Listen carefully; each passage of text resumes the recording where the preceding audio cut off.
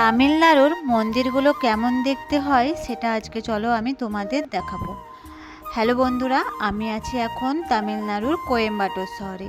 এখানে কিন্তু তোমরা লক্ষ্য করলে দেখতে পাবে প্রত্যেকটা বাড়িতে বাড়িতেও কিন্তু ছোট ছোট মন্দির থাকে। আর এই দেখো, এগুলোই হচ্ছে তামিলনাড়ুর মন্দির।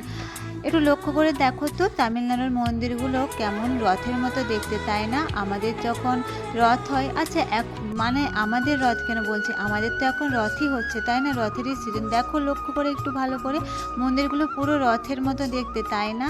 এখানে কিন্তু লক্ষ্মী ঠাকুর থেকে শুরু করে কৃষ্ণ ঠাকুর, প্রত্যেকটা ঠাকুরই থাকে। হ্যাঁ, হয়তো ওরা আলাদা নামে ডাকে, তবে দেখতে কিন্তু একই রকম।